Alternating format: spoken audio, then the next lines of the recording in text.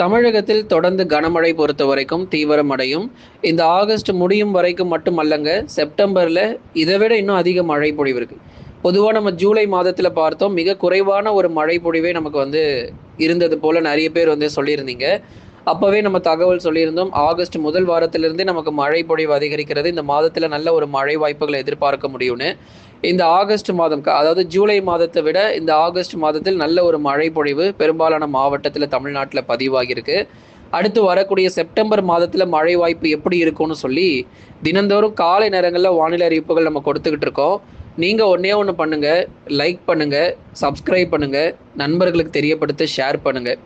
அதை மட்டும் நீங்கள் பண்ணிட்டீங்க அப்படின்னா தினந்தோறும் நீங்கள் ஒரு வானிலை அறிக்கை தேடி போக தேவையில்ல.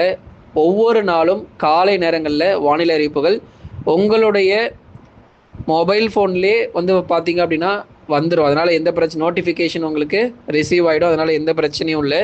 தினந்தோறும் வானிலை அறிவிப்புகள் நீங்கள் கேட்டு பயன்பெறுங்க. மறக்காமல் சப்போர்ட் பண்ணுங்கள். முழுமையான வானிலை அறிக்கையை போய் கேளுங்க. டிஸ்கிரிப்ஷனில் லிங்க் இருக்குது. அதேமாதிரி நம்ம சேனலில் போனீங்கன்னா நிறைய வானிலை அறிவிப்புகள் தினந்தோறும் போட்டிருக்கிறோம். நிறைய புயல் பற்றி பேசியிருக்கிறோம். பார்த்து பயன்பெறுங்க.